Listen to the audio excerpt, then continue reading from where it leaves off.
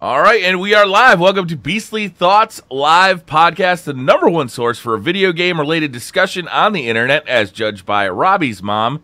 Recorded live on Twitch.tv, Briar Rabbit, every Sunday evening, and broadcast throughout the world via YouTube, iTunes, and Podbean.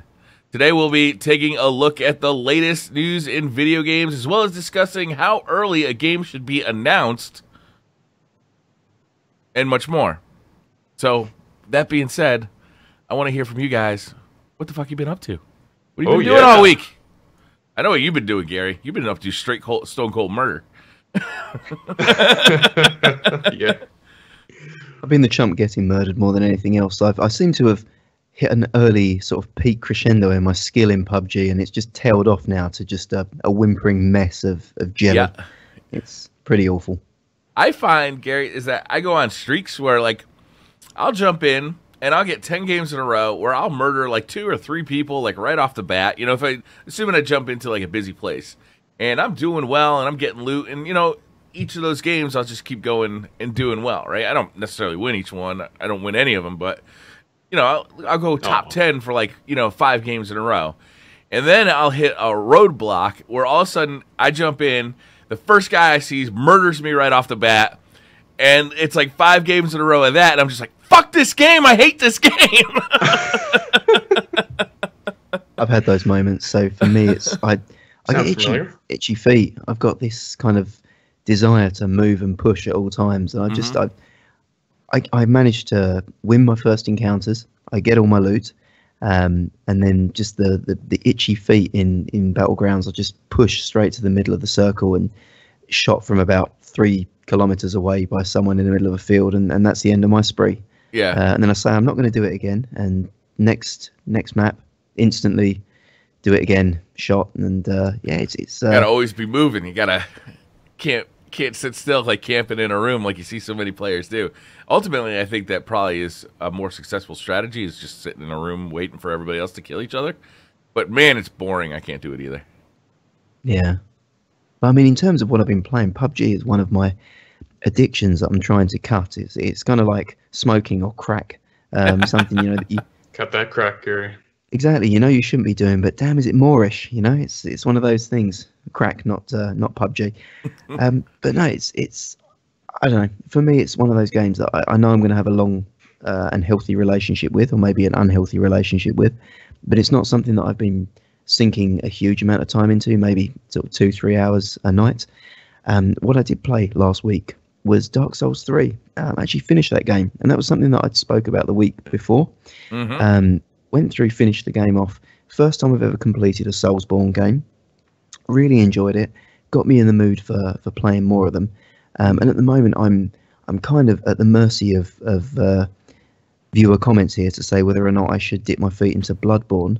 Or whether or not, so absolutely. Bloodborne people tell me to pick up, or whether or not I should look at Neo, which are the two that people tell me are great games and something you should pick up after Dark Souls 3. So that will be on my playlist. And the kind of, I guess, wild card that I've picked up this week and completed in 7 hours, which was a bit of a disappointment, but also nice to have a game that's just one and done in 7 hours, was Gears of War 4 for the PC.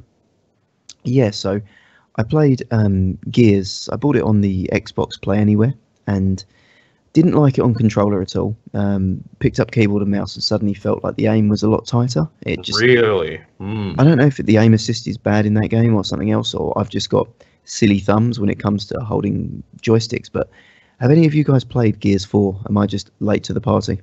No, I haven't actually. I'd love to try it though, because Gears of War was a great series, but just haven't had a chance to play it. Yeah, I really enjoyed the original 3 games, but you know, I felt like after I'd played those games in the years since that, all right, I've had my Gears of War fix. Unless they do something radically different, there's not much that's really going to attract me to that game, and that doesn't seem like that's what they did with this new game, is anything radically different. Yeah, I agree. So I played it through because I got it super cheap. I mean, it was like I got a CD key for it, and you meant to. I think it's $60 still. Digital if you want to play it on PC, because you have to buy it through the Windows Store. And I found like a third-party CD key for like $10, which was like crazy cheap. So I thought, really? I'll play it. Wow. Yeah, and you're completely right there, Briar. It doesn't do anything new. It feels like a game that's 10 years old, maybe, in terms of the way it's portrayed. It's got stupid, dumb chase scenes. It's got cheesy dialogue. It's move forward and trigger an enemy wave event, kill the wave, move forward, or stand in one point whilst enemy waves spawn on you. But it's got something, I guess, that the other Gears stories didn't have, and that's a poignant father-son campaign. No spoilers into it, not going to go in, but you know that your main protagonist is JD Phoenix, which is Marcus Phoenix's son. And to me, it was nice to have that vested interest in that. I know Marcus's story, and I also know the man that he was and the man that he now is, seeing what that was. So what kept me playing it was the narrative. I think the narrative was strong. If it hadn't been as strong a story, I'd have put it down after an hour, but I just about went through 7-8 hours to finish the campaign. I'd say if you can pick it up for $10, it's worth it if you enjoy a storyline, but nothing new in the gameplay at all. No. But that's been my week. Pass the baton over to Robbie, I guess. Robbie, what have you been up to? Absolutely. Just before we get into that, I actually want to address that. Unfortunately, Beasley could not be here with us today. He and his wife specifically, had a bit of a medical... We don't need to share their personal details. I'm just gonna say basically his wife is sick and he's taking care of her. That's all I was really gonna say. But just wanted to make sure. We love Beasley and we wish him well. Yeah. Anyways, actually, we fired him. He's out. I don't know what we're going to do with the branding of the show now. It's really kind of awkward. Might as well bluntly tell it. He's fired. Yeah, fuck him. You know what? We don't need him. We've slowly become a podcast for the PC Master Race, and after seeing him use keyboard and mouse, we just thought we can't be having hosts on here like that. The last show I was when Gary found out he was using a Sony PlayStation controller to play PUBG. That was it. Gary just blew his lid. That's when we had to kick him off. It's like, you know what? Just get out of here. We're done with you. Just the thought show. That's right. This is now the podcast formerly known as Beasley Thoughts Live. We're looking for name suggestions moving forward. Yeah, Beasley Thoughts do a symbol print style. Welcome to Thoughts Live. That's it. We're just thinking. Thoughts Live. There you go. It's a new name. Anyways, I've been playing some PUBG this week as well because that game is amazing. It really is. I think one of the best early access games I've ever played. Just they're supporting it really well. We've all had a blast playing it together. Can't wait to play more of it with you guys and with other people and just whoever's down. Another game I've been playing also on PC because PC is my new addiction is a game that I'd always wanted to try that I've actually bought like 3-4 years ago. Never started it. Spec Ops: The Line. Heard awesome things about that game. Finally jumped into this week, and it's a really, really fun third-person shooter, just cover-based. I mean, the story's pretty basic. You know, you're a U.S. military group. You're in Dubai and sort of infiltrating these terrorists, but it's got these cool story elements to it, and it's a lot of fun on PC. Like, it's just really fun to play, and I'm really enjoying it a lot. So that's been about it for me, but yeah, been having a blast. I remember that game coming out. And it got a lot of press for the story and where the story went.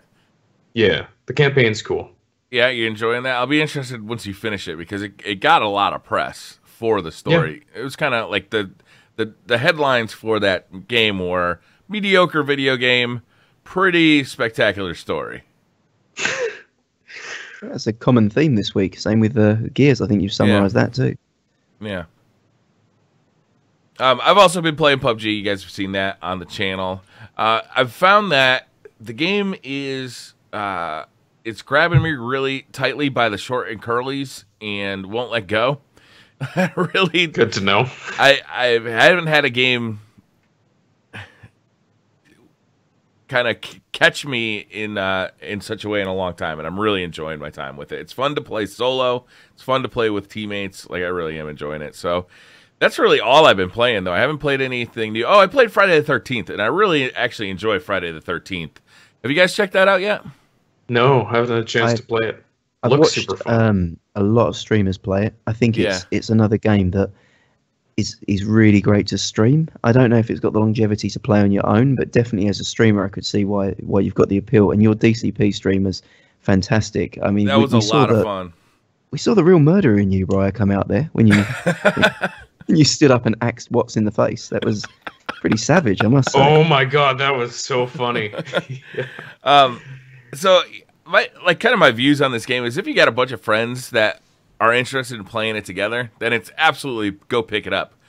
But for what does it cost, $40 right now? It feels kind of like an early access game, to be honest with you. Last weekend the servers were up and down all weekend. I think they've straightened that out somewhat over the week. They're still talking about releasing a campaign that's not out yet. So it's just kind of this single player or this multiplayer stuff, and it's definitely fun multiplayer. But to me, it's really fun to play with friends, right? It's like having that interaction and, playing with your friends in this game is really what it's all about. So it's a little hard for me to recommend to anybody, but, it's at least worth checking out, especially if you have a group of friends that play regularly, because the mechanics all work well enough that it doesn't get in the way of, being Jason and killing camp counselors who are your friends, or being the camp counselor and trying to escape Jason. And the mechanics are pretty smart, the way that Jason has a lot more mobility in the way his powers work, but he actually walks pretty slow, where the camp counselors can run fast, but they have a limited amount of stamina. And once that's up, they're all but useless. And they can strike back at Jason. They can knock him down to try and get away, but that's only successful sometimes. It's a lot of fun. Yeah, I mean, I think the mileage massively varies based on the people that you're matched with in your lobby. As you said, if you've got friends, then it's great. But I mean, I've watched a lot of streamers do it, and when you get a good Jason, a guy who's role-playing it hard, I think one of the features that it has, if I'm not mistaken, is proximity chat. Is that right? Yeah. That you can hear other people. So when you've got a guy role-playing Jason really well, and chasing people and speaking with a high-pitched German accent, it's really, really great, and it adds a lot to the story. And I guess that if you got a lobby where the people are just mouth breathing down their microphones and there's not that immersion factor, then I think you're going to lose interest pretty quick. But yeah, definitely, I think it's one of those games that the mileage will vary based on who you're playing it with. Yeah. I was going to say with PUBG, Briar, you mentioned that it's a game that's grabbed you, I guess in a way that Destiny did. Longevity-wise, what do you think that PUBG needs to do going into release to keep you playing in 3, 6, 12 months' time? I don't think it's going to be a game that I play for like a year straight, right? I think I'm very addicted to it right now. As the summer goes on, I expect that intense relationship will die out a little bit. It'll become a more kind of like, once every couple of days or once a week kind of game. Part of why I'm so addicted to it is that I am mentally preparing myself for Destiny 2 coming out on PC. I want to get used to keyboard and mouse controls a little bit. So this is a perfect opportunity to just kind of refamiliarize myself with the PC controls. But I can't, unless they add, I suppose if they add more maps, maybe if they added some more game modes, maybe like smaller maps with fewer people on it. Wilson was saying that last time we were playing. You had a great suggestion with a very urban map that I thought was a really good idea. I think, a map that's a big change in that way, whereas your suggestion, Gary, was a map that is one enormous city, right? And you come in, and then it's going to be all CQC battles, right? It's going to be all close quarters battles. I thought that was really interesting. There could be still streets that you're driving down to get from place to place, but it's just it's a big city. That kind of idea changes the gameplay up enough, I think, that it would still be interesting. But if it's still one map with all the same weapons, one game mode, one type of mode that you play, eventually, over the course of the summer, I would imagine I'll get a little more bored with it. And as Destiny 2 kind of creeps its ugly little head up with a beta and then with the full release, my attention will come back to Destiny. Also, looking at Destiny 2 coming out and thinking, it's a good time for me to step away from Destiny for a little bit, relax, give myself a kind of a break from Destiny. That way I come into it with fresh eyes for the beta. So I've got that kind of mentality a little bit as well. Sounds awesome. For me, the only thing that would keep me playing it is Conan Exile's penis physics. I mean, that's really the main thing that I think that game needs is big floppy schlongs. Where's the dick physics in Destiny? Yeah. What the hell, Bungie? All games could be. What did I pay for? There's no floppy dicks. I'm hoping that's what the PC delay is. You know, the reason that PC's coming out later is they're just having real trouble with the dick slider. That's the real, like, we can't figure this out. We need more time. Yeah, we're gonna delay this game until we get our dick physics engine just doesn't work as well on the Radeon graphics card, so they really have to. Yeah, it's AMD. They're having issues with. Rumor has it when Luke Smith said that you can't play the game at 60 FPS because of the complex physics engine. That's specifically what he's referring to. There you go. That's the important detail. The penis is holding us at 30 FPS. That's the issue. You could say the penis is holding us back. Totally worth. No worries. There's one other game that I wanted to mention actually this week, mainly for the reason that I wanted to have a little bit of a moan about it, and that's, is it Rising Storm 2 Vietnam? Is it Rising Thunder, Rising Storm? Rising Storm. Yeah. Rising came Storm out on Steam. So, I'm not going to name and shame them, but one of the fans or viewers of the show actually recommended that I pick this up, and I found it very cheaply. I think it was like $8. It wasn't a lot of money. Mm-hmm. God, fuck that game, man. It's so bad. Wow. Really, really bad. It could just be that I'm awful at it, but it felt more early access than an early access game at full release. The fact they're charging for it, there was really very, very little. It felt like if you mixed PUBG's hit detection with Battlefield 1's open maps in Vietnam, with just screaming, abusive people in the team chats, like it was toxic. I played it for about an hour and a half.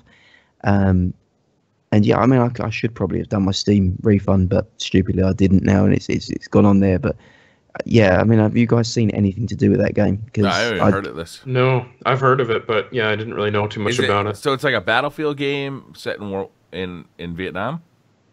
Yeah, so it's I thought of Battlefield Vietnam, so I thought it was going to be a return to that kind of game, which I really enjoyed, and it was really cool. So yeah, it's one of those. It plays like Battlefield. You join a squad. You have a limited amount of resources. You're either the offensive team or the defensive team, or you're capturing, A, B, C, D point on the map. And it's Viet Cong versus the American troops with some helicopter gameplay and other things there. But it's gone for like hyper realism. The guns handle in the way that an AK would, and other things like that, which sounds great, but is incredibly unsatisfying to play. One of the reasons that Destiny is so satisfying is that the gameplay is nothing like real gunplay. You got sticky, godlike aim. It's so arcadey though, and so fun. Yeah, but it feels fun to play. And Battlefield 1 is not a military sim. I'm playing World War One, but it feels nice and enjoyable to play. Yeah, that game was a chore, like a real chore. I'd recommend maybe catching a stream of it if you can, but it looks bad. I was playing it 4K Ultra, and it looked like an early access game. It was horrible. Ew. Really bad. Wow. And I don't often get on and put a game on blast, but I really didn't enjoy it. There was nothing that I gleaned in that was fun. The soundtrack, actually, give it that. It had some good Vietnam sounds, authentic sounds to it. And you could change the film grain to be like an Apocalypse Now style, washed out film grain to it. But yeah, if I can steer one person who watches this away from purchasing it, then it's been a successful podcast. Hey, as long as you have Fortunate Son playing in the background, it's a Vietnam game. As a side thought, I hate film grain in video games. It almost always drives me crazy. I do too. It looks so bad usually. It's like, why did you do this? Yeah, it looks weird to me too. I don't like it. I can't remember a single time. Maybe actually, no, I can't think of a single time. But this film grain really sets this game apart from. You remember when Destiny had it for free for about 2 months? Oh man, it was like way overdone for a while there. Yeah. They added it as like a stealth patch, and then for 2 months you had like film grain that just couldn't get rid of it. I remember one day I turned the game on. I don't even remember them like talking about it or knowing it was coming, and I'm just like, what the hell? Why does the game look so weird? Yeah, it was strange. It was the worst. It was the worst. Yeah. All right, should we start up with... Do we want to do the topic or the news first? I forgot. Let's do some news. You guys down? Go that way. Start with some news. All right. Nintendo Switch Online membership pricing and more details have been revealed this week. Online play will remain free until some point in 2018 because, of course, it has been delayed now from fall 2017, at which time Nintendo will be offering memberships in the following intervals and price points. So 1 month will set you back $4 US. You can get 3 months of Nintendo's service for $8, and then an entire year will set you back $20. By comparison, Xbox Live Gold and PlayStation Plus are 3 times that, $60 a year. It seems like a really good value to me. I don't know. Is the community like up in arms about this, or are people generally happy? Because it seems to me you're going to get some free old games that everybody wants to be playing on the Switch. And now we get to like keep them, Super Mario. Yeah, Super Mario Brothers 3. You have Balloon Fight, Dr. Mario. Like, those are the ones that were shown off, right? Yeah. And then this is really cheap. $20 for the year. $20 a year is nothing. Yeah, that's kind of like one of those purchases I make and then forget about until it comes up next year, you know? Right. So there's a couple of points, I guess, to caveat that, and something that kind of may well temper the positivity around it. Whilst it is only $20, you've got to remember that the Nintendo Online offering is not the same as you get with Xbox and PlayStation. That's the thing, too. Are they making it cheaper because it's not as good and they know that? That's what I'm also thinking, too. So online voice chat will only work with friends in your fire team. There won't be open voice chat with anyone that's not but it's added really cool because you buy this adapter and you plug it into your phone. Well, if you Okay, have we're an gonna talk iPhone, about then you that got to get next. another adapter to plug into that. And then you plug in your headset, and the headset is super cool too. And it's only like what, $30, $40. So really, really cool stuff there. Yeah, we'll dig into that one on our next We got that segment. next, too. The other issue that we've got is people don't know if this Nintendo Classic game selection that they're talking about, you know, it's great that it's replacing the, hey, we give you one game and we'll take it away at the end of the month. Right. Yeah, now you get to keep it forever, pretty much, as long as you're paying. There's a concern that this may be in lieu of a virtual console because they said they're adding SNES game or SNES for you American Yeah, I'm a little compatriots. concerned about that too. Yeah. So if this is instead of a virtual console, you pay and you get access to them NES and SNES games, then it's not the virtual console that everyone wanted. So I think E3 will be telling to know whether or not this is a great value proposition or one that's kind of like a bit of a poison pill that takes away our the virtual console that the Switch needs. I'm surprised the virtual console isn't out yet. I hope they say something about that at E3 this year because I'm very interested in getting some games for the Switch from that virtual console. Especially, we heard that the GameCube is coming to it, right? No confirmation of that. No the confirmation about that? GameCube has been emulated on the X1 Tegra chip, which is the chip, your system on a chip that makes up the Switch. So people have then, supposed that potentially it has the capability to emulate GameCube at 30 frames per second. But that's not confirmed in any way.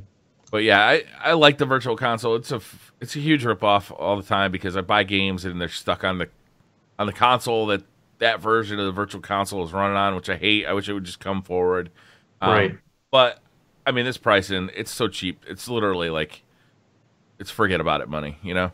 Yeah, even if it's not quite up to the level of PS Plus and Xbox Live, at least people know they're getting classic games they're probably going to really like, and it's just so much cheaper. Like, you can't get too mad about this just because I think the price is perfect. If you think about it, for really $4 a month, like if they put out a good old video game that you want to check out, you could buy it for the month, play a couple of games on the Switch, and then just let it expire at the end of the month. In fact, that might be the smartest way to go because I'm not a big fan of the online games that Nintendo has been showing off. Like Splatoon is really interesting, really fun, but it doesn't hold my attention for very long. ARMS, same kind of thing. I haven't even played it. There was a kind of a ARMS test beta thing last month that I didn't even check out. Yeah. So I'm not really interested in doing any online gaming on my Switch. So really the thing that attracts me is, first party titles and old games, like virtual console type games. And, for $20 a year, I'm just going to do it, Yep. Yeah. No, I hear you. I mean, it is embarrassing that the virtual console's not out when Square Enix, at least in Japan, have released the Secrets of Mana series, which are the Game Boy Color and Game Boy Advance ports. You can get, so if you've got the Japanese account on your console now, you can pick them up, which are like a virtual console released as a game, at least for that series. That's cool. And the fact that a third party's done it before Nintendo is a bit of a letdown, but At least it's out. SNK has been releasing a lot of Neo Geo games for it too. That too. Yeah. I mean, they're just printing money with that. Yeah, they are. It's really smart what they're doing. I've noticed that too. As opposed to Capcom that put out a new version of Street Fighter 2 for $40 freaking dollars. $40 for like a 20-year-old game. Are you kidding me? Yeah, and that game is really good, except for the Switch exclusive parts. So the was it Hadouken? Oh, it's awful. Like, you can use the motion controllers to like pretend to be. I don't know if it's Ryu or Ken, but you can like do spinning kicks and you can do like the fireball. Oh, that is so dumb. Uppercut. Oh, but it works really shitty and it looks really shitty. Talking about shitty motion controls, and you didn't check out the Global Test Punch. I did. Yeah. Arms, great game. Really interesting. That does look like it will be a fun fighter to pick up. The motion control aspect that they've said is like the unique selling point of it. Is the most uncomfortable, unresponsive, awful way of playing the game. Wow. Pro controller, it works well. Yeah, it's not good. I could see it being fun at a party. In news that shocks nobody. Yeah, exactly. It wasn't fun, and it seems to be that view's been echoed, or that sentiment's been echoed by everyone else that's played it. They've said pick up the Pro controller, use that, or use the Joy-Cons in standard Joy-Con format. Don't use the motion because it doesn't do what you want it to do, and you'll die a lot. The Pro controller is a wonderful controller. It's expensive. It's like $70, but it really is a fantastic controller. Talking about peripherals, Robbie, do you want to tell us about the next story, peripheral for the Switch? Yeah, for sure, Gary. And I also want to say I love the way you worded this, too. All right, guys. Details of the upcoming chat headset for Nintendo Switch from Hori have emerged, and voice chat for the Switch looks as horribly complicated as we thought it would be. Basically, what's going on here is you have to plug the headset, modeled after the ones in the game Splatoon 2, into both the phone and the console via this like arrow-shaped peripheral. It's like this dongle. So basically, you have your smartphone, you have your Switch, and you have your headset all plugged into the same dongle, and it's going to be hanging off your head. And of course, you have to use voice chat through a smartphone app, which, okay. This is genius, man. Like, I finally get to use my phone to do something I didn't even think it could do, communicate with other people. Like, it's really absolutely a stunning new achievement. Nintendo, bravo. Bravo for not getting party chat on the Switch. You've done it again. What the fuck is this? This is craziness, man. Have you seen the picture, Briar? Like, it's bad. Yeah, it's really bad. The big problem is that there's no sleek engineering solution around it, because you need a mixer. You need a mix amp, because you're going to have two different audio sources, which is the game audio and the party audio. I've seen a couple of people that have come up with some good ideas, which is to release a revised version of the Pro controller, which has got the mixer built into it, so it acts as the sort of the work through rather than having to have a separate thing. So at least you've not just put a headphone jack on the bloody controller. Oh my god! There is a headphone jack two on headphone the Switch jacks. One itself. Is there not one on the controller? No, there isn't. No. And is the headphone jack? When I look at the headphone jack on the top of the Switch, it doesn't say if it has a. Is it a tripole or a dipole connector? Can it take an input for a microphone? No. It can't. So it's just a stereo out. Yeah, so the way it works is that you'd have that running into a mixer, then the mixer would do your phone and your headphones. So that the phone would be the communication of the sound, and then you'd be doing the input through the headset. And you know what? It gets worse too, guys, because imagine this, right? Tell me, Robbie. Tell me, how's it get worse? Here's how it gets worse. So first of all, you already have, the Switch plugged into the adapter. Then you have the headset on your head plugged into the same adapter. Then you have your smartphone plugged also into the same adapter, hanging off you. The worst part is, what if you have an iPhone 7 and it doesn't have a headphone jack? You have to use the Lightning adapter, which has an extra extension, plug that into the jack, and then that goes out to the freaking phone. Like, it's nuts.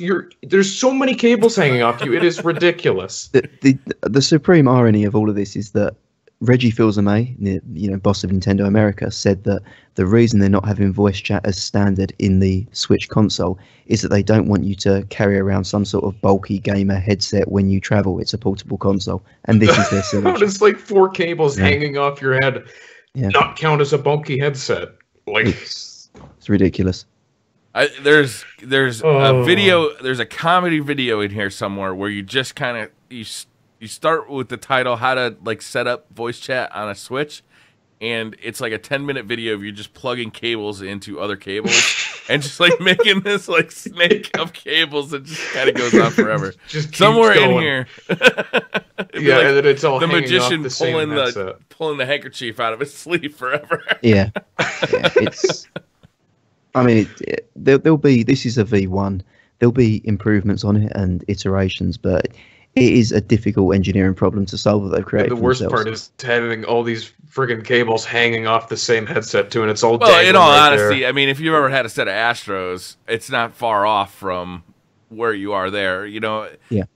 Especially in the Xbox 360 days, like you had a wire going to your console to your controller, then another wire going up to your head, and I think there was a mix amp involved somehow. There was a lot of wires in the like setting up the Astros in the 360 era. I think it's reduced now, but even with the Xbox One, I felt like there was a lot of wires going on. Yeah. It's just adding the phone into the mix. It's just like, well, why don't I just eliminate the Switch and just use the phone? Like, why do I really need this? Doesn't really make like. Why can't I just put my phone headset on? I don't know. Whatever. Just for fucking voice chat too. Like just all these cables. It's ridiculous. All right. Next up. All right. YouTube reveals its new advertiser-friendly guidelines for videos being posted. The new guidelines, according to YouTube Vice President Ariel Barden, take a tougher stance on hateful content, inappropriate use of family entertainment characters, and incendiary or demeaning content. That's it, Briar. You're going to be YouTube rich now. All the ad revenue. Oh boy, it's coming. Yo, I'm really happy that YouTube finally said something about this, right? Because it's been going on for so long and they've been so fucking quiet about it. And it just leaves YouTube content creators just in this limbo state. So at least YouTube is talking about it.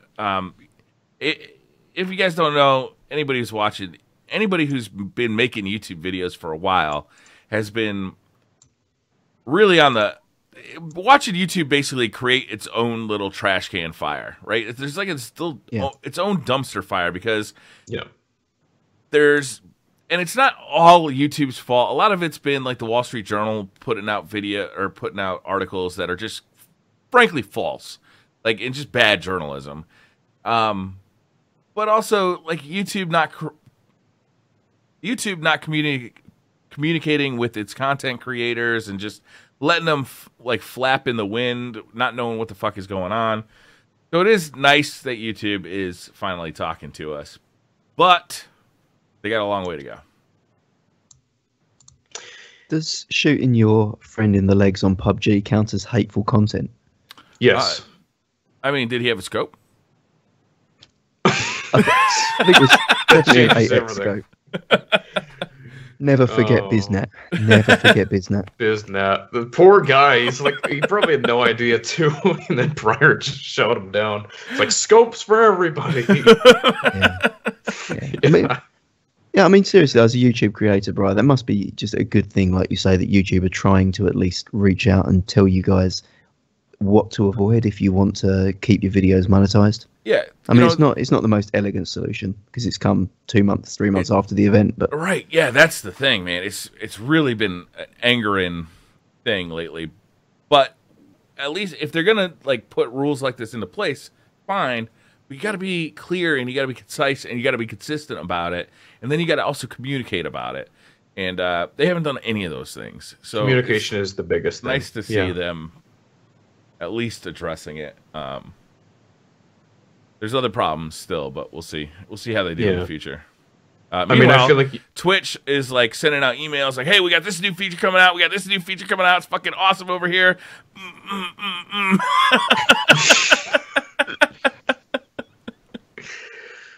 Oh boy, Briar, that visual. Twitch are doing some great things. I mean, we mentioned it. I'm not going to go into it as a full article, but Briar, did you see the stock stream that Twitch were doing this week? No, what are they doing? crazy shit. Just shows how diverse and interesting the platform is. Yeah. It was a good. I'm not going to go into the full article on it, but a guy created an algorithm that reinvests $50,000 of his own money on Twitch on the stock market. I heard about this. Yeah. Okay. Yeah. So and then he would invest in stocks based on what chat voted. So chat would vote for which stock they want to put the money in. Every hour they'd have a new chance to change what the stock was divested into. So vote yes for this, vote no for that. And the guy's like $16,000 up after, I think it's only been on there for like a week. They've been leading him right. Yeah. They've been leading him right. And he's had 307,000 viewers come through the stream in the week. He's made $16,000. So what it does is at the end of the night, whatever money he's up, it just sweeps off and puts in a pot and keeps the $50,000 there. And the idea is to keep this rolling and keep it going. It's called StockStream, and it's open while the US markets, that you can watch it from when US markets open to close. And it's just interesting to see that it's not so much the news itself that I wanted to cover, but the fact that Twitch is so innovative and groundbreaking that it would allow something like that to happen, and that people are supporting and getting behind it. You know, it's just that's crazy. It's like an example of when they had Cat Stream or Dog Stream, that you just go on, you know, and people would watch that for an hour. But yeah, like you said, the platform is really fresh and innovative. Yeah, I really like some of the features they're adding to like the game. The developers have recognized how important Twitch popularity is to the success of their game, especially long tail. So they've been adding features into the games that hook into Twitch and vice versa. So like as we move forward, you know, you're going to be able to type commands into Twitch that tells you, you know, what level a character is, like what level the streamer is, what inventory he's got. You can actually make decisions. Like you can have chat make decisions in your game that affect your game. Like stuff like that is really interesting moving forward. And since it's all happening live, you know, this can happen real time. It's going to be a lot of fun, like as this stuff develops and comes out, because developers are on board. They like what Twitch is doing. Twitch obviously is a huge, it's just feels like it's running away right now. It's like on that, in 3 years everybody will say it was a runaway success, but right now it just feels like it's sprinting right now. It's just fun to be in Twitch right now. Do you think we're going to see, and there's something that I've thought about with developers working it, do you think we're going to see indies collaborate with Twitch to create a game that's specifically designed to integrate the Twitch experience, so you in chat can create the experience that the streamer has through either, you know, paying bits to influence what happens in the game, or whether it's voting free and stuff. So I could see it in like an open world survival game where you can like spawn in enemies, or you can do things like that. You know, that would be dope. That would be really fun, because like if your stream, you know, obviously a lot of times the stream wants to see like bad things happen to the streamer because it creates funny experiences, right? Not that they have like malice toward the streamer. They just want to see like the reaction and like the bad stuff happen and see the reaction. But then also, you know, like if it's really looking like a dire situation, they want the stream to continue. They want that playthrough to continue. They can like spawn in a health kit, or, you know, like, you know, like, who was that guy that spawned in Fallout that would just like randomly show up, kill a guy, and then he was out? It was like a perk in Fallout 4 and 3. The Stranger's Rifle. I can't remember what it was, but oh, I know what you mean. Yeah. Anyhow, so don't remember. Yeah, it'd be cool if like chat could just like say, okay, you know, you need a helping hand right now. We're here for you, and then that would like help you bond with your chat even more, right? Yeah, that'd be cool. That's a really great idea, Gary. Yeah, built from the ground up. I was just wondering whether or not we saw that coming, but part of that idea until it happens, or if Twitch are watching, then there you go. It's a freebie. If nobody's working on that, get working on it, because that is $1 million idea right there. Oh yeah. What's next? All right. Middle-earth Shadow of War, the sequel to 2014's Shadow of Mordor, has been delayed to October 10th. Developer Monolith Productions has announced, quote, as with Middle-earth Shadow of Mordor, Monolith is committed to delivering the highest quality experience. In order to do this, we have made the difficult decision to move our launch date to ensure that Shadow of War will deliver on that promise. I bet that was a difficult decision, moving that right into the fucking the fall crosshairs season of like the main release season. It was supposed to be a summer release, right? August, I believe it was. Yeah. Oh man, that thing could have made hay in August, but it's gonna have a rough time in October. Date. They really did, yeah. Yeah. I mean, it's not really a crowd pleaser game, is it, as well? I mean, the first one was more of a sleeper hit. This one, if they release in October, I think it's going to have the curse of Titanfall 2. Doesn't matter what the reviews are, that is not going to sell. Yeah, that first one, I feel like it was a good game, and it had some really cool ideas, but it also benefited from being one of the early games on the PlayStation 4 and Xbox One, right when those consoles kind of came out, and there wasn't a whole lot available, right? Like, True. It benefited from that, I think. And now, like, it's releasing into a 2017 world. Like that. It is rough out there for this game right now, and I think August would have been perfect because that's like before all the big games come out. It's gonna get buried in October, I bet. And it had a crap ton of DLC bundle season passy versions. Like I think there's one that you could get that was like $150, $140 or something just for content. Jesus, yeah. So, the other thing too about the whole, fall release storm, it's always crazy, is we have E3 in a week too. We're gonna find out a ton of games, I'm sure, that are coming out in October, November, all over the place, and so it's gonna get even more crowded, I'm sure, after E3. Oh, for so sure. Even then, seeing what it looks like and seeing how Shadow of War will stack up, very interesting. I'd push it to next year at this point if I were them. Yeah, I mean, Polish the they shit might out have of for it. E3. Yeah, Yeah. polish the shit out of it. Find a nice lonesome release date in the middle of 2018. Yeah, Winter 2018, and dominate for a week or two. yeah, maybe. All right, Take-Two have claimed that they feel as a business they are under-monetizing their users for microtransactions. CEO Strauss Zelnick said that Take-Two wasn't maximizing its microtransaction business. Quote, "We are convinced that we are probably, from an industry view, under-monetizing on a per-user basis. There is wood to chop because I think we can do more." one hell of an Interesting. investor call there, isn't there? Going into Red Dead. I think you have to Very pay per interesting. bullet to load your Yeah. revolver. I think it takes balls for a company to admit to that they don't feel like they're doing enough on microtransactions and want to do more. Very interesting to hear that.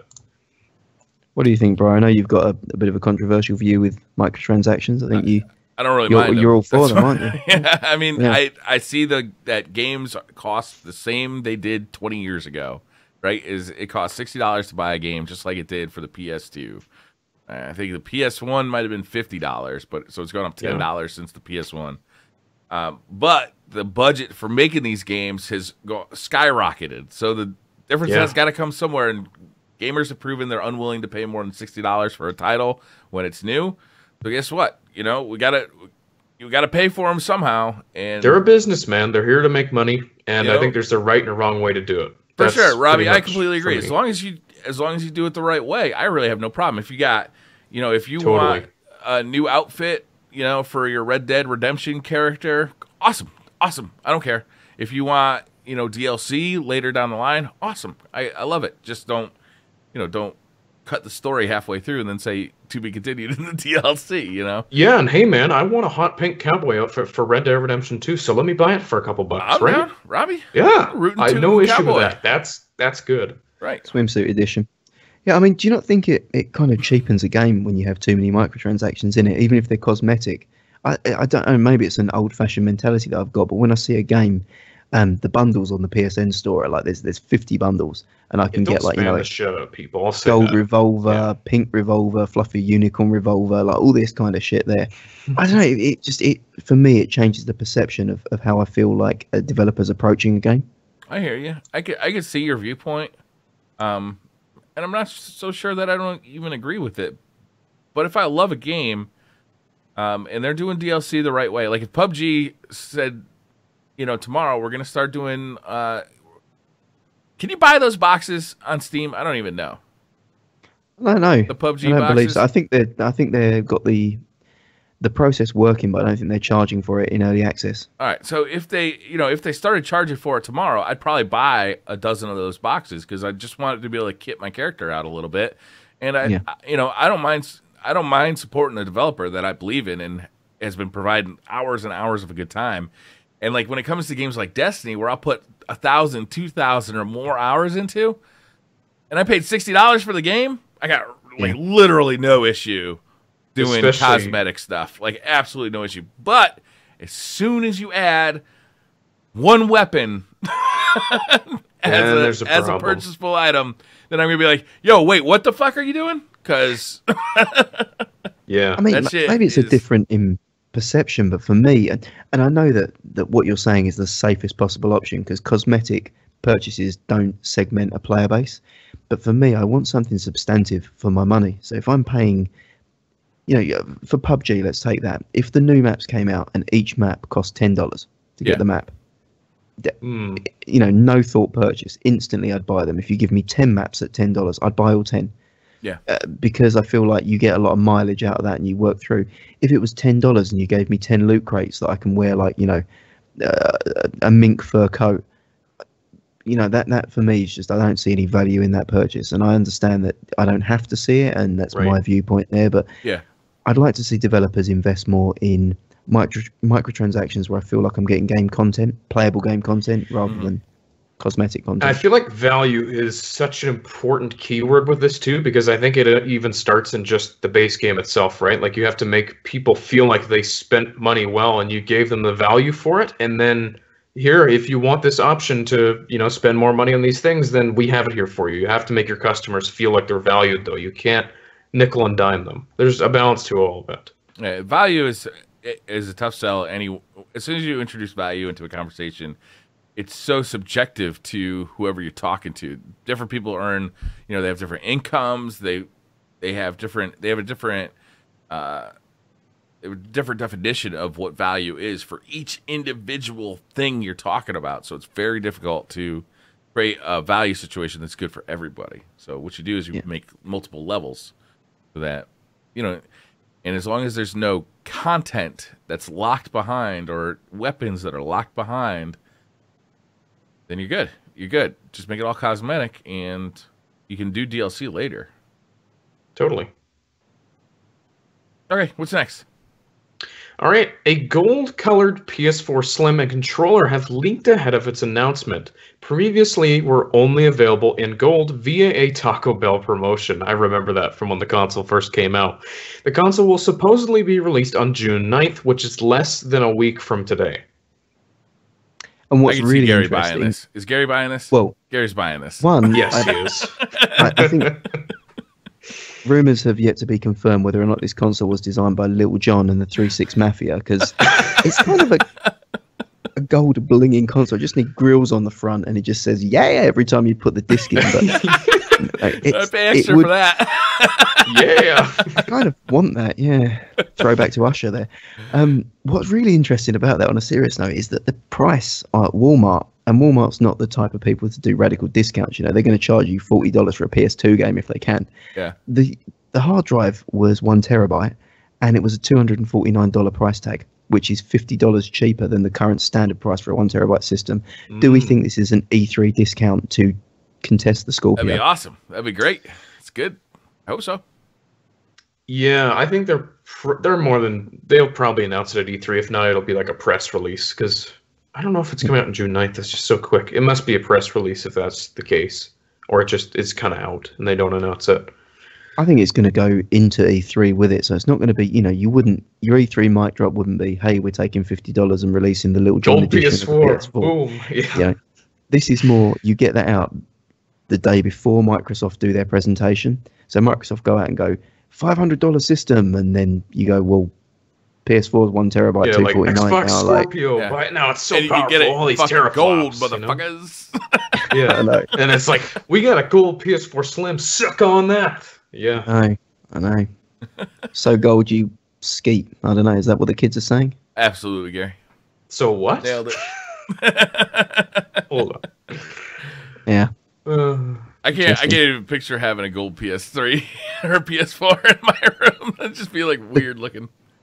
Do you know what? The controller's been out for almost a year, the gold controller. So, there's been some poor bastard there with the set of gold controllers just looking at his PS4 thinking, why don't you bling, bitch? Why don't you bling? Got it. Gold. All right. Bayonetta 3 is apparently in discussion at Platinum Games. Platinum producer Atsushi Inaba, sorry, it's really hard, said, quote, I would like to make a Bayonetta 3. We're talking about it within the company even now about what to do. But because we're constantly talking about it, that actually makes it really hard to say. So this was one to get beastly excited. I know he's a Bayonetta fan. Do we think Bayonetta 3 is something that would, be worthwhile? Bayonetta 2 had a lukewarm reaction because it was a Wii U game, and about three people had a Wii U at that point. Yeah, I think that's the problem. Well reviewed. Right? I think it was a great game. It just came out on the wrong platform, right? Yeah, if there is a Bayonetta 3, 100% guarantee you it will be on everything. Like, no doubt they won't do that again. Is there any way that game could come out on PC like Bayonetta did? Bayonetta 2, maybe. Bayonetta 1 was remastered for it. There's been no talk of 2. But then if 3 comes out multi-plat, then maybe they bundle 2 into it. I don't know. I feel like with PC remasters, it makes more sense to give it a year or so, or 6 months at least, to space them out between. So you can just make the most money. Like Darksiders, when they did the remaster for PC, they sort of really dragged that out and spaced it out. So, right. Yeah, if 2 is coming to PC, I reckon we won't see it until maybe January, February next year. Was it? I think this was Beastly's favorite game of the year. Yeah, if he's still in chat, I'm sure he'd attest to it. He did say that it was the game 2014. for him. He did say it was his game of the year. Yeah. Which I believe, Nier Automata, which is similar combat there, that was one of my games of this year, so I could completely buy that. All right, what's next? All right, in the latest development report from Shenmue 3 developer Usenet, the studio revealed that the game won't be appearing at E3 2017. Not too surprised by this because they just started development. Remember when it was announced 2 years ago, and they just announced the Kickstarter? So, See, this bugs me. This one really bugs me, and the reason it bugs me is that Shenmue is not an indie title. Shenmue 1 and 2 was it Dreamcast games? Was that? Yeah. Yeah. So Sony knew they had a franchise behind them. It's not something where you're an indie. The fact they requested a $2 million Kickstarter, and then once they had the $2 million, Sony put their own development house behind it. One, triggered me, and two, the fact it was 2 years ago this was announced. Was that right, Robbie? The Kickstarter was 2 years ago. Yeah, E3 2015. Yeah. The fact that they've given us, I believe, a small character animation video and said, we're going to be busy in June, sorry, we're not going to show you any more content, I think it's a bit of a slap to the face of the people that spent $2 million funding it 2 years ago, that they're not seeing any progress on this. But my own view. Yeah, I'd be bad if I put money in that Kickstarter. Anybody got anything else to say about this? I actually could care less. No, it was just more... It was just more a personal trigger, and I think it leads on to the BC Roundtable event later about announcing a game, taking money for a game, and then doing nothing with a game. Did we lose Robbie? We did. I'll hit the next article up then while he's gone. Destiny 2 is Bungie's sole focus at this time, and no more updates are planned for Destiny 1. Released this week in the announcement from Deej, Bungie has no plans to introduce further balanced updates to the original Destiny, and the studio has shifted its entire focus to the upcoming sequel. What do we think of this, Brian? Very excited about this. I kind of knew this already from the language they've used. The language Activision... At one point, Activision had a investors call and said, there's another update coming, and then had to clarify there are no more updates coming. So, this writing has been on the wall for Destiny 1. So I was prepared for this. I knew this was coming. I want the full attention of Bungie to be on Destiny 2, because that's the future. Destiny, we've had it for 3 years. I'm ready to move on for sure. So this is actually really exciting to me. Yeah. I'm sure it's going to piss off PvP players who don't like the meta right now. But this is obvious. Really, it is. Yeah, no. They should, the entire team, the whole Bungie team should be on Destiny 2 at this point. There's no reason for them to not be. I don't know. I think I'm going to play devil's advocate on this one and say, from a PvP player's perspective, or more so from a Destiny player's perspective, the fact that you're leaving the game in this state, this is the timeless state that Destiny 1 will be remembered in. So if you want nostalgia in 2 years' time, you want to come back and play Destiny 1 just to remember what it was like, this is the state of the game that you'll play. Mm-hmm. The I don't have no a problem special with that. So sticky ability spam. I don't really have a problem with that. There's always been some ridiculously fucked up thing about Destiny PvP. Whether it was, snipers like around every fucking corner, just staring at every corner you came around, or if it was shotgunners or whatever it was, every period of Destiny 1 has had some ridiculous bullshit in PvP. And Last Word in Thorn. This is no different. Remember that? It's a less annoying meta than we had the last time with the shotgun heavy meta. So I was glad they fixed that. I agree that the grenades are annoying, but the grenades are only getting play because the shotguns and the snipers aren't around. So it's to me, this is a fine place to leave Destiny. I'm looking forward to Destiny 2. I'm looking forward to seeing the new stuff. I cannot imagine myself playing Destiny 1 much after Destiny 2 comes along, so I don't really care. Really? Totally. So you don't think that Bungie should leave a skeleton crew, whether or not it's... Because I think there's a myth as well that people working on Destiny 1 aren't working on Destiny 2. You can't just throw resource at a project and get it done quicker. There's no reason that they couldn't have a small skeleton crew who still work on Destiny 1 and keep it ticking along. Maybe not big content updates, but quality of life changes, balance changes. Well, obviously there has to be a team monitoring the network at all times. Like there has to be one of those teams that makes improvements to it. Like there's small little things always going on. There has to be people monitoring Destiny 1. That's not possible. Because I just wonder whether or not there'll still be a dedicated fan base in the same way that when Halo 3 came out, some people were still playing Halo 2 for a long time. Is it fair to completely cut all ties to Destiny 1 and say this is it, this is what you play? If you want to play Destiny 1, this is your game. Yeah, I mean, it's time to move on. Really, that's just it. So I kind of agree with Robbie. I think it's just time. I mean, what are they going to do? Keep adjusting the meta to finally get it right? I don't think you can ever get it right. I think they've learned a lot from the development of Destiny. They learned a lot from putting secondary weapons in the primary slot. They learned a lot about having power ammo all over the map all the time. They've learned a ton. And in Destiny 2, they're going to take that knowledge, they're going to apply it. And if you want to play, an updated Destiny meta, play Destiny 2. I think that's really what it's going to be. I don't think there is any fix. The way they developed Destiny's PvP, I don't think there is any fixing it. I don't think there's any way to balance it because there's just too many power weapons, Yeah, they just got to move on to Destiny 2 and start fresh at this point, which is what they're going to do. But all right, our last piece of news for this week, guys, is that Super Nintendo World has been trademarked by Nintendo and confirmed for Orlando Universal theme parks. What? I want to go! Super Nintendo World. I love the name. I love that name. Trademark strongly suggests that there will be at least one ride featuring Mario Kart. Whether that is riding Mario Kart or that's a VR or my god, please. I want I want a ride that's like a bounce house and it's all just huge ass mushrooms and you just go bouncing from mushroom to mushroom. Yeah. So it's a bit vague as well as to how big in scope this is. The trademark's quite extensive and covers a lot of different things.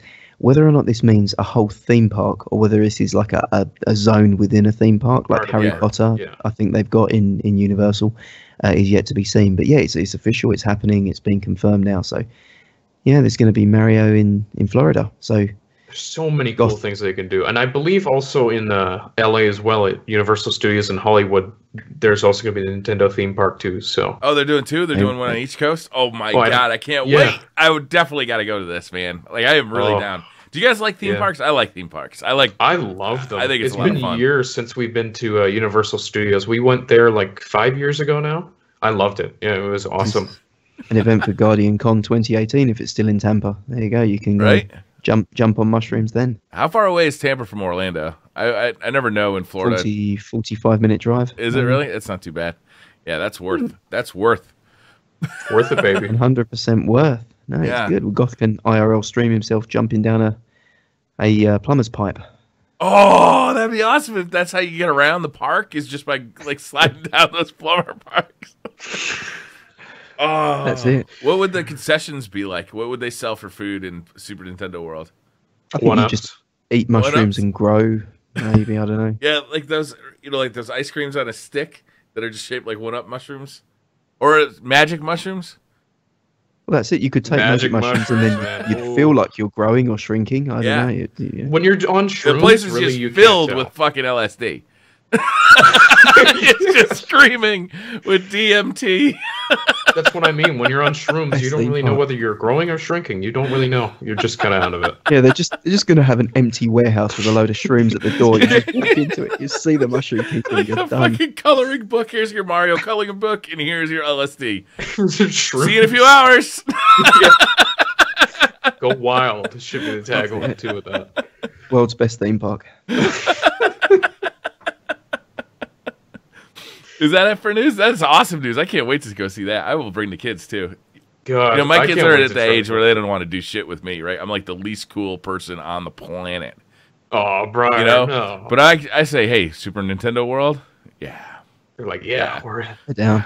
cool ass Nobody dad. can Now resist you're a that. cool ass dad. Well, let's not take it Plenty that of far. mushrooms. Yeah, let's Yeah. go take Here's mushrooms. your together. coloring book. Here's your fucking mushroom. That's it. Super Mario World. You just come downstairs with a bag of shrooms. Kids, enjoy your vacation. Here you go. Son, They're like, this is awesome. I never want to leave. It'll work. Hey. child services are already on the way to Right? Brian's house Yeah, right now. Wait, who's that at the door? Yeah, they caught up with Beastie last week. That's the real reason he's not here. We're just being honest. Oh, God.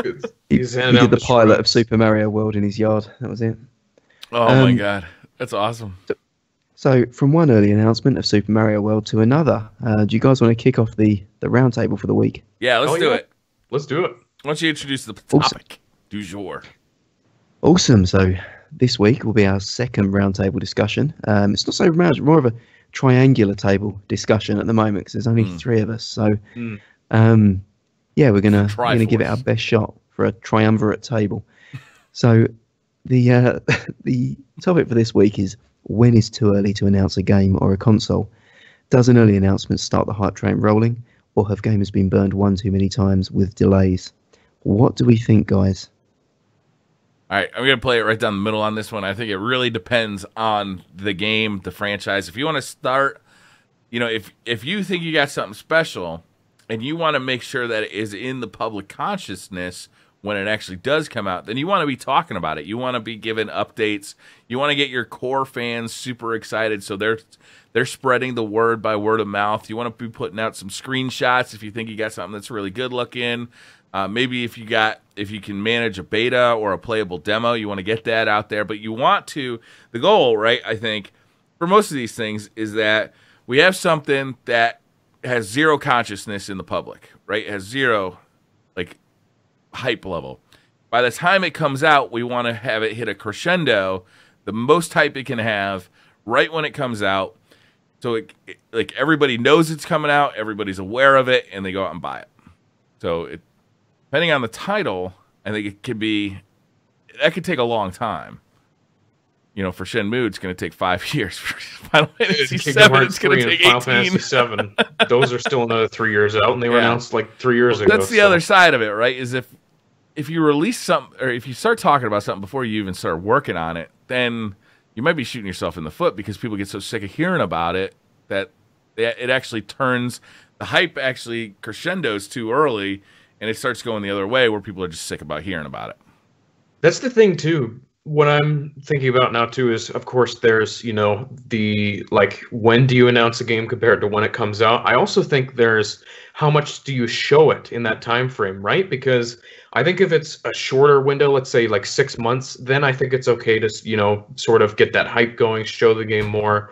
Whereas if the game ends up, you know, like 2-3 years on the marketing cycle, maybe don't show it as sporadically, right? Like maybe kind of take breaks and go quiet, just because then people will be like, okay, we've seen way too much to this game. It's time to release it, right?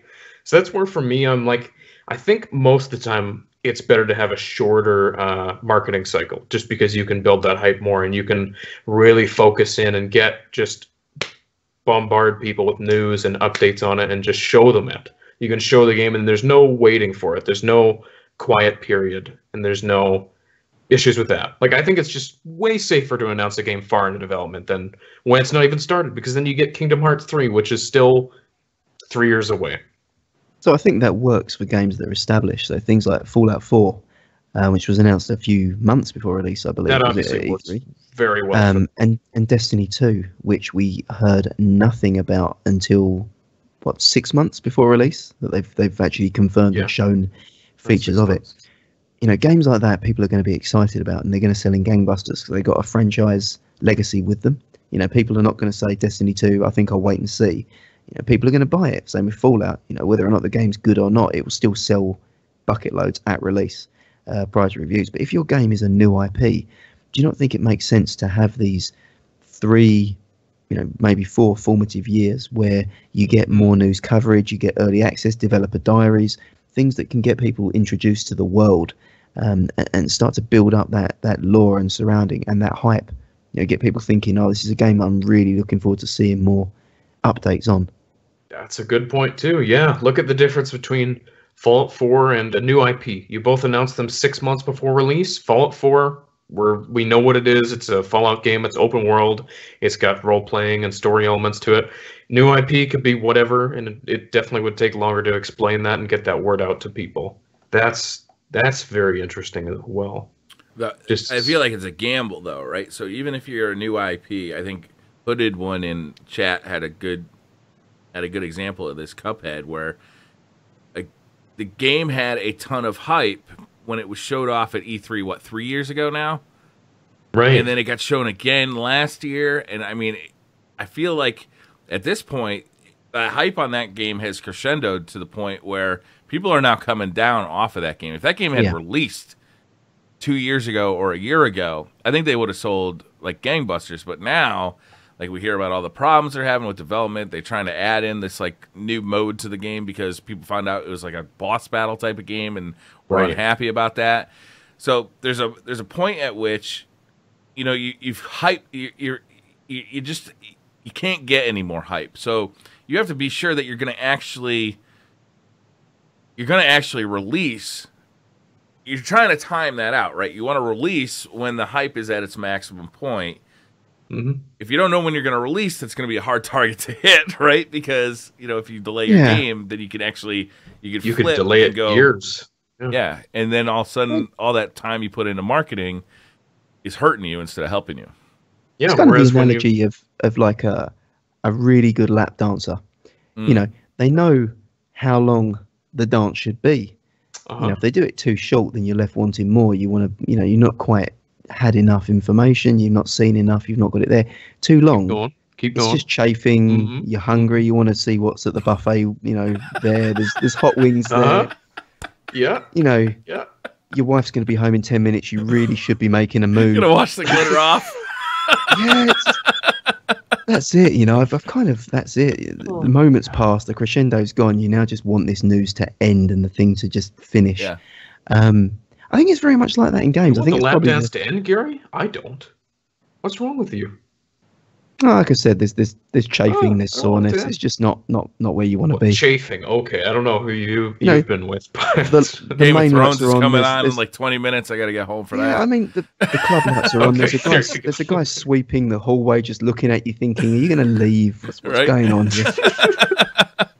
Very much that feeling, and I just think with games, there's, like you say, there's that crescendo moment that you need to hit, that peak release when the game needs to go. And I think, you know, getting back to talking about games there, if developers wait until, I guess, all lights are green and the game's not going to delay, how many times even this show have we spoken about games that are going to be delayed 3 months, 6 months, 12 months? Some games get delayed for years on years too. Yeah. I think that if you wait until you've got a game with a firm, locked down release date, then you don't get that false start, that anti-climax where it's like, I was ready for this game, it just didn't release. You know, the window keeps getting pushed back. I think maybe a hard rule that we should look at is, should a game have a release date before it gets announced? No, I don't think so, because I think then you're losing out, especially on new IPs, of like building up that crescendo, right? If you're trying to take Cuphead from 0 to 60 in a month, it's just not going to happen for you. Or in 6 months, it's probably not going to happen for you. You know, if you get lucky and can get on the stage at an E3, that's going to really help you out. If you're not that lucky, then you've got to try and build that up from the get-go, and it's going to take longer than 6 months. So you're going to want to be You're going to be out there for a year, kind of like, okay, you know, like here's the dev diaries, like you were saying, and here's some early graphics, and hey, we got our sound guy. He's doing an interview over on IGN, and you know, that kind of thing. Just trying to build just the overall consumer knowledge of this product, that it's even a thing. You just got to try and start building that from an early point. And yeah, you don't want to get it delayed because you don't want to like fall into the point where people are sick of hearing about it. But you got to build up some name brand recognition for your thing, especially a new IP. But I mean, showing products that are unfinished or perceived to be lacking in features can really damage investor sentiment as well. So you mentioned getting things out early to build some hype. If you get it out too early, then it just, you know, you haven't got all the features and bundled in that you'd expect to see in a release game. And a good example of this is the Switch announcement.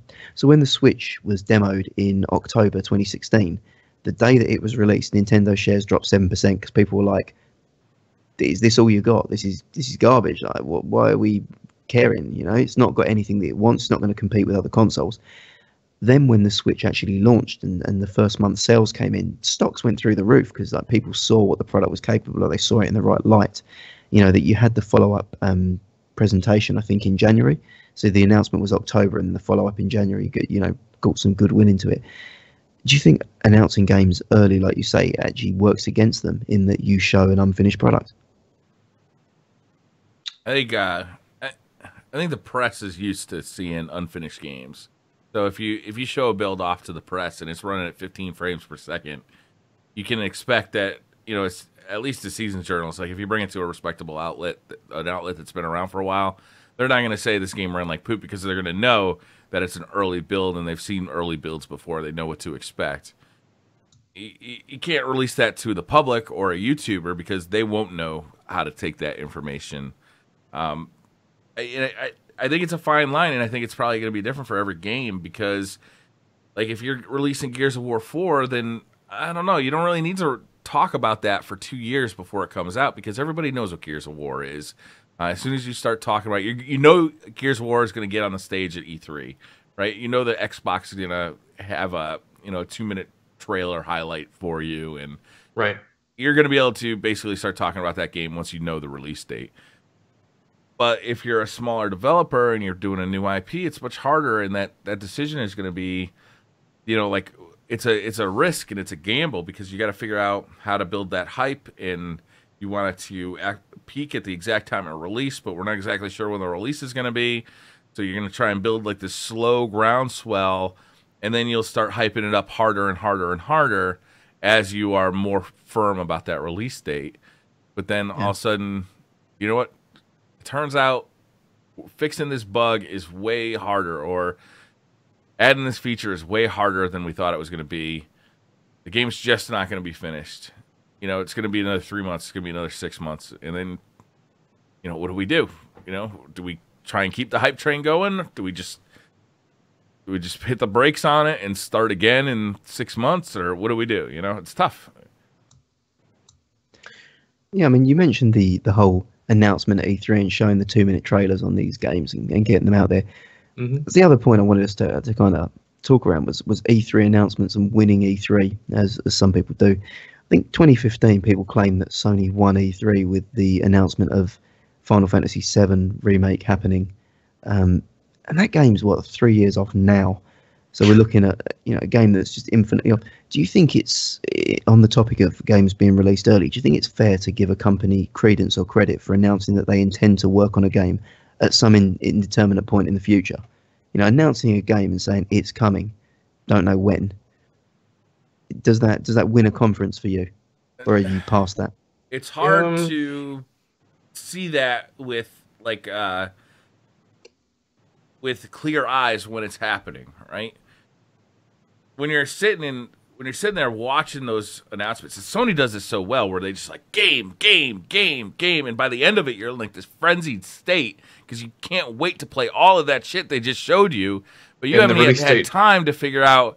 Well, wait a minute. That game is not even in development yet. This game was not gameplay. It was just a CG trailer. This game, and you afterward, in like the week following, maybe you could figure all that stuff out, but it's very hard when you're sitting there watching those kinds of things. They're designed to get you excited, like they're very specifically. It's almost like the release dates during the conference. That doesn't matter. You just see they show you these amazing games like Death Stranding last year and Days Gone and God of War, and it's like to you in the moment, it's like it doesn't even matter when this is coming, but holy shit, this looks amazing. Yeah, And so God of War last year. I mean, I didn't really give a shit when I heard that game was going to get announced, and then that trailer was so damn good that I was instantly hyped for it, Right.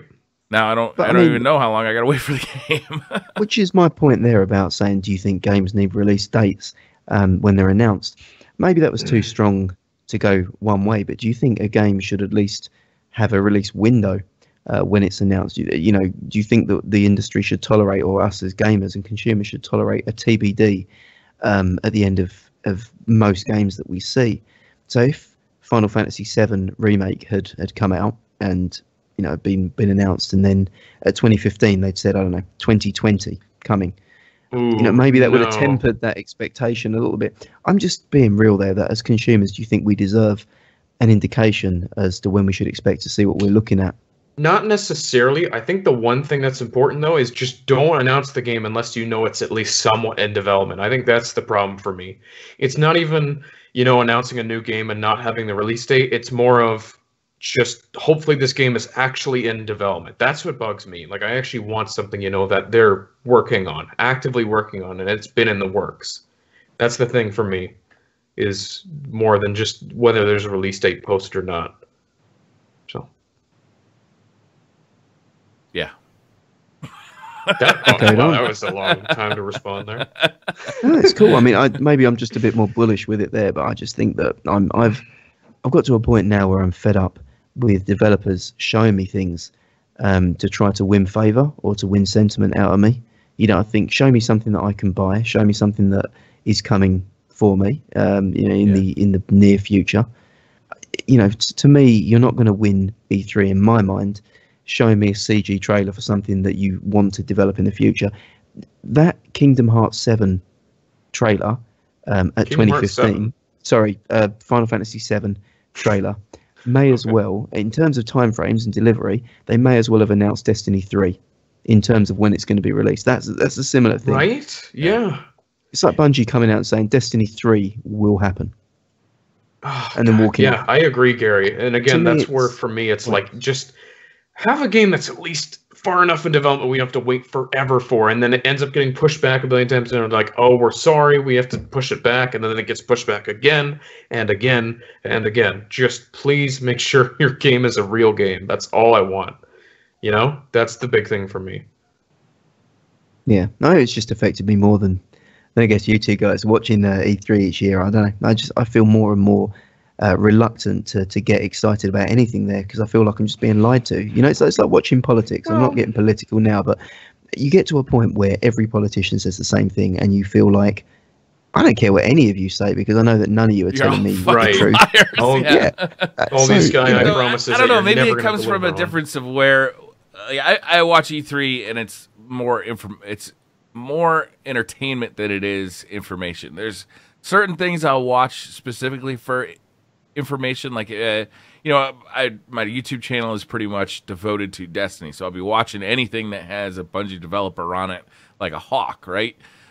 Is Bungie going to be on the stage at E3 as Sony's press conference? I'll be watching like a Hawk for that. But the rest of the stuff is pure entertainment. I'm just looking forward to seeing like what cool ideas are kind of down the road in video games, and what big surprises will there be, any like, and you can play it now moments, like that kind of stuff. That's my favorite stuff at E3. So hopefully, that kind of stuff happens. But yeah, like if you're looking for it for like, what am I going to be playing this year? I think, yeah, you're definitely going to be disappointed. But if you're looking for it for just like ideas and hype for the foreseeable future, I don't know. It's a weird thing, right? It's like, what are they really selling at E3? I don't know. Just selling you on a game that will hype, come.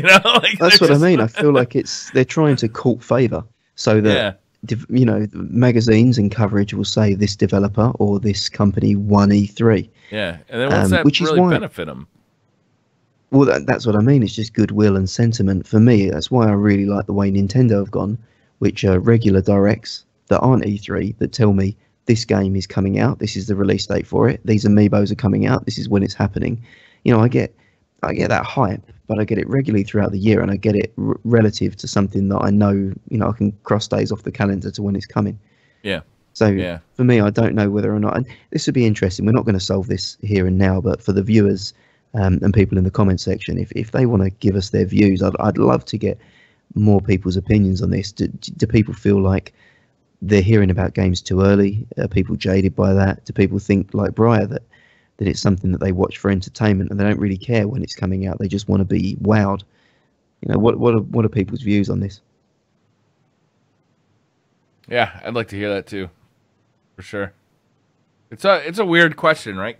Like, I want to have the argument for each individual game because I feel like it's a different thing for each game. Like, the marketing and the release time for Cuphead is completely different than Gears of War or Halo 5 or Destiny 2, right? Like, each thing is going to have its own set of, you know, pieces, like pieces on the chessboard that have to be manipulated. The development time, how popular is this franchise? Is it a franchise or is it a brand new IP? Like, do we need to make people aware of this? It's an interesting thing to think about. It'd be like, how fun would it be to try and like develop like a marketing plan for like a game? You know, like even if you just did it theoretically, like, it'd be pretty fun to do.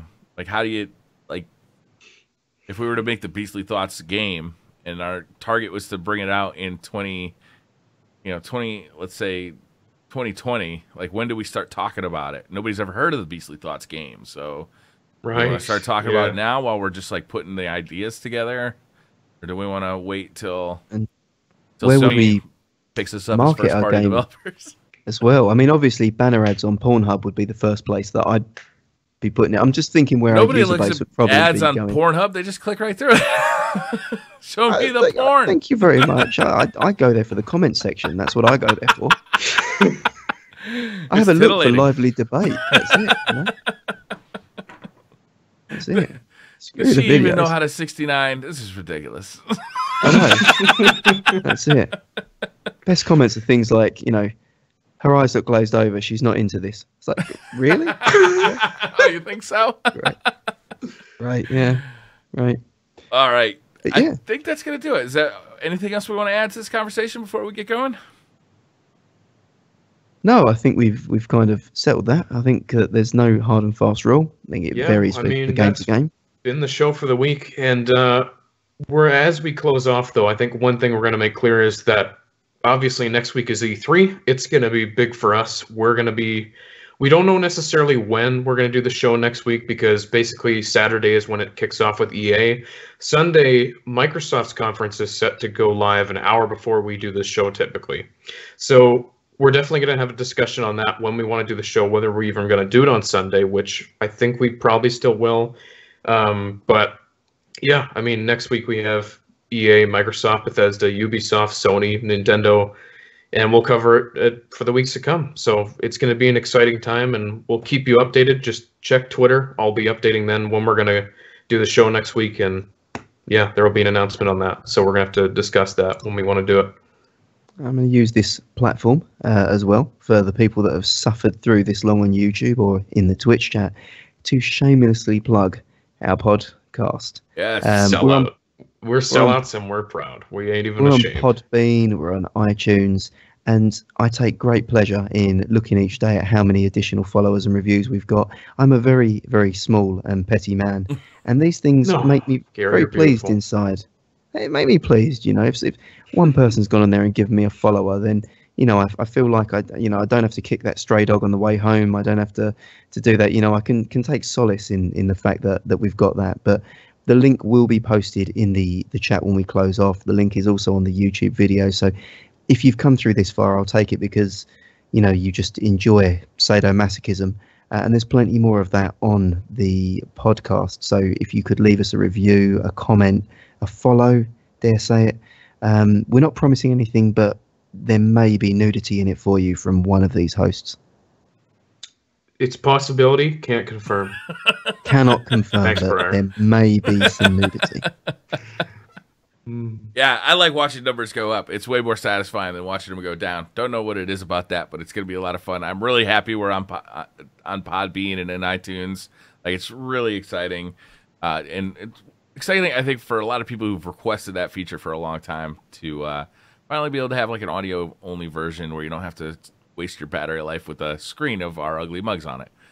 Absolutely. It's great. I mean, in terms of the numbers, before I was spending a fortune each month on Viagra, and now I just watch the follower count go up, and that has the same effect. Yeah, and that gets you excited. Yeah. So it's as wonderful. good, as good. Free Viagra. I know. That's awesome. All right, guys, thank you very much for watching. We will be back next week with a new topic du jour. We'll be talking a lot about E3, which is going to be a lot of fun. We'll be right in the madness, man. Right in the middle of it. That's right. It's going to be awesome. We will, of course, upload these to YouTube, to Podbean, to iTunes. So make sure you click the follow button or subscribe button, wherever that is, on your favorite podcast app of choice. And we'll see you guys next week. Thanks for watching. Have a wonderful day, guys. We'll see you next week for E3.